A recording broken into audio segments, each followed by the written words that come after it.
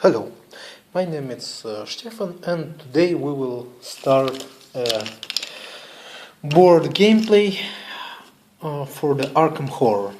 We have chosen the Cthulhu, or as it's spelled in Russian, Ctulkhu, as our ancient one or the great old one for this game. So let's see his effect during the game. While Cthulhu stirs in his slumber, investigators have their maximum sanity and maximum stamina reduced by 1. This means if the investigator has 5 sanity and 5 stamina, he will get for all the game 4 sanity and 4 staminas maximum. Also, let's see the Worshipper's effect, which also lasts during the game. Cthulhu worshippers often have the insmooth look, a sign of monstrous ancestors. Cultists have a horror rating of -2 and a horror damage of 2 sanity. So, let's take a look at the cultist. We will find during the game what means -3 in this corner. Also, we will find what does it means this moon symbol. So let's flip it. Here you can see the horror rating. If it is minus and it is nothing written below it, that means that this monster have no horror rating. And you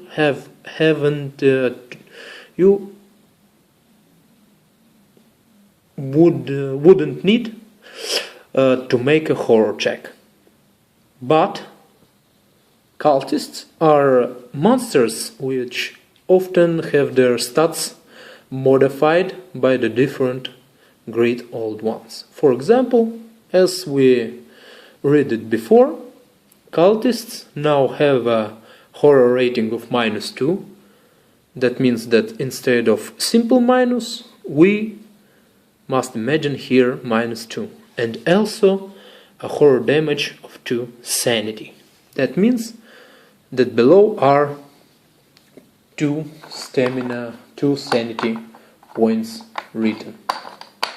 I'm thinking now for a monster. Okay, let's see this one. So you see, it has -3 and 2 sanity. This one have not, but because of the Cthulhu effect, he has a horror rating of -2.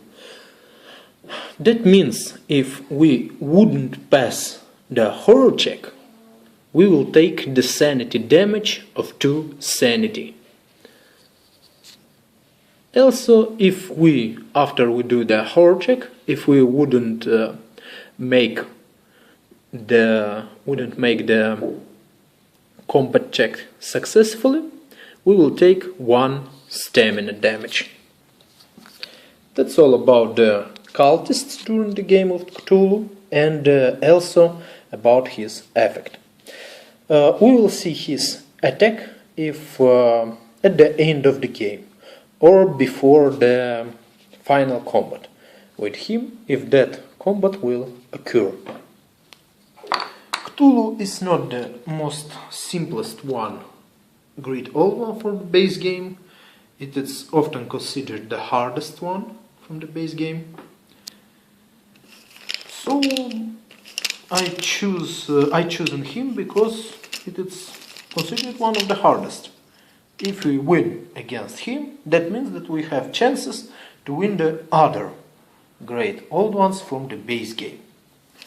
Also, we have to choose between 16 investigators. Here are their tokens, or markers, call it whatever. Here are their markers. How I choose the investigators? I put all of them in a bag, let's add them, and choose the number of the investigators that is required for the game. I have made an 8 gameplays in Russian. For each one I have chosen one Great Old One and 2 investigators. So I will choose also 2 investigators for this game. Let them shuffle very well. I suppose they are shuffled enough. And let's pick 2 of them. It's Arkham Pit and Gloria Goldberg. I'll put the video on pause and select their respective sheets. So here are the sheets of our investigators. We had chosen first the Arkham Pit, so he will be the first player during the odd rounds. During the even rounds, our first player will be Gloria Goldberg. So let's start with Arkham Pit. Usually he receives 4 sanity and 6 stamina, but as an effect of Cthulhu he would receive only 3 sanity and 5 stamina. So let's give him his sanity of 3. 1, 2, and 3. 3 sanity. Go away, not our sanity. And let's choose his. Let's put his stamina to his sheet. Quite difficult to open the bag with one hand, but I somehow managed to do it. Okay, 5 stamina. Let's put a token of 3, which is equal to 3 ordinary stamina tokens. Now he has 5 stamina. We will skip the home when we will put the game board. We will put him at his starting location called home. Let's start with fixed possessions. $1. Let's put him one. Let's give him $1. $1 takes her. Also, let's give him 3 clue tokens. 3 clue tokens.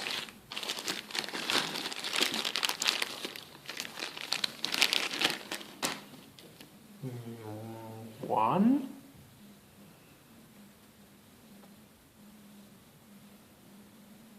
2, 3. And also he starts with an ally.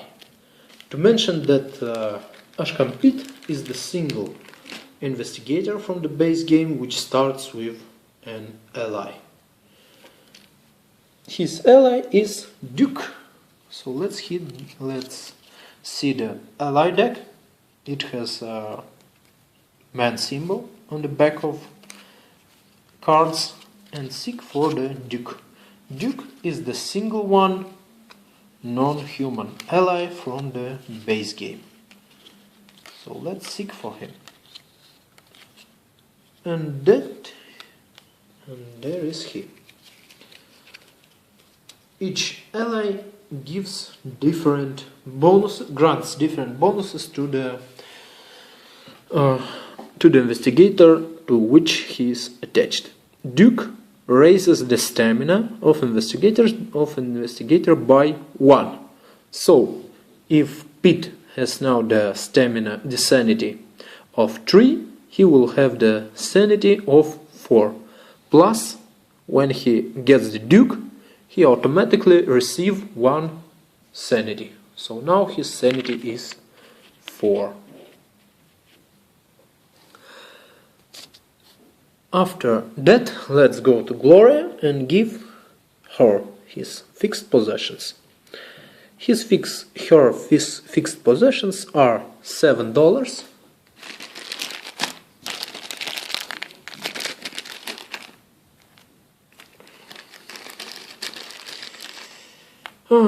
Gloria, Gloria. $7. You're quite a rich old woman. $7. Also, she received 2 clue tokens. And let's give her starting sanity and stamina tokens. 6 sanity will mean 5 sanity in game with Cthulhu.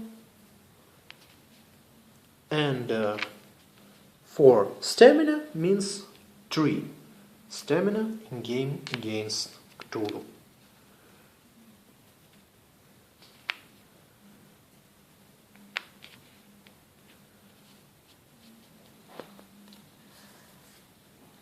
Now let's go again to Pete and give him his random possessions. Each investigator have a different ability. The ability of Pete is called Scrounge. What does Scrounge stand for? When Pete draws from the common item, unique item or spell deck, he may draw from either top or the bottom from the deck his choice. Pete may look at the bottom card of those decks at any time. It's quite a convenient ability. So let's start using this ability. One common item. This is the common item deck. He is with a pistol in its back. Let's see the last one card. It is whiskey. It is not the best card from the common item deck, so we will draw from the top.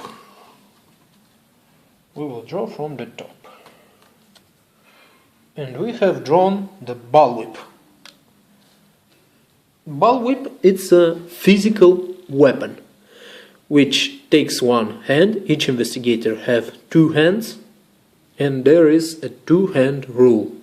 You may never use more spells or weapons that have in common more than 2 hands.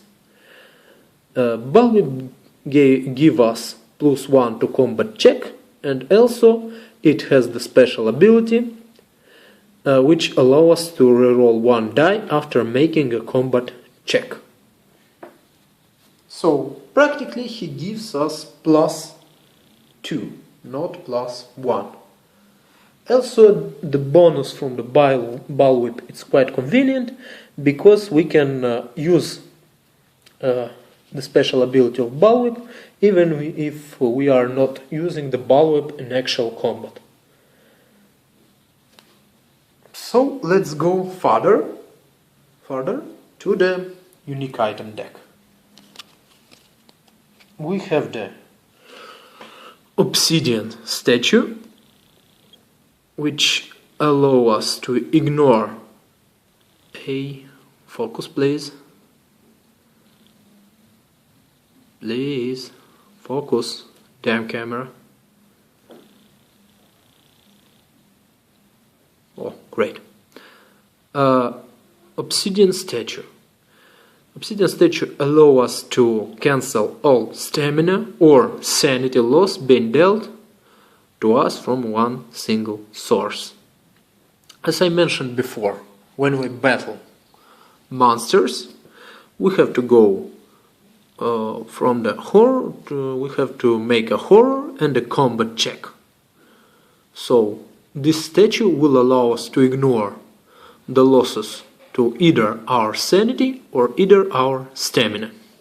It's quite a good card, so we'll take it. Always use the ability of your investigator when you have the case. Also, each investigator, with one single exception from the base game, receives one skill. So let's draw one skill. The skill are the deck with this symbol. I forgot how it's called in English. And also unique item deck are the deck with the pentagram, with the 5-edged star and its back. And this one is the spell deck, which has a book on its back. So let's go to the skill, and we receive quite a good skill, +1 to fight. What does it mean? Well, we will see during the game, hope that wouldn't be the case, but anyway, that you can lose even all of your items during different encounters. But skills cannot be lost during the game. If you receive a skill, it will stand with you till the end of the game. Same with the ally. Duke is one of two exceptions, because we can discard him to immediately restore the sanity to its maximum. So if the pit will have only 1 sanity, he can discard Duke to receive automatically up to 3 sanity, because without Duke he will have his starting maximum sanity of 3. Let's go further to the Glory. Glory ability. We will take a look at it during the game, so let's go to her random possessions. 2 common items. Draw 2 common items. And here we have shotgun and food. Food allows us to prevent stamina loss, to reduce a stamina loss by 1 by discarding this card.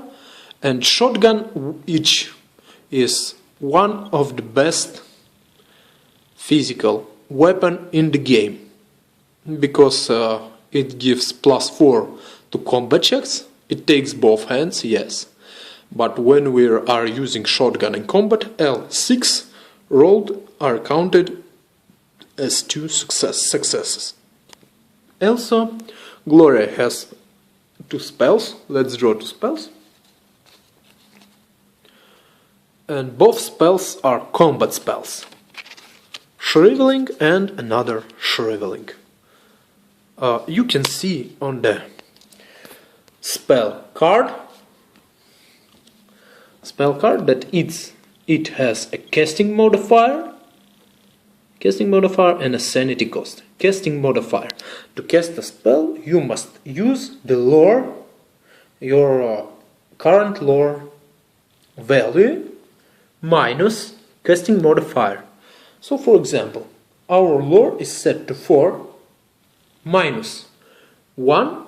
It means that we will throw in 3 dice, and on 1 success, which is usually 5 or 6, we will cast the spell. If we would not throw any 5 or 6s, the spell wouldn't be casted.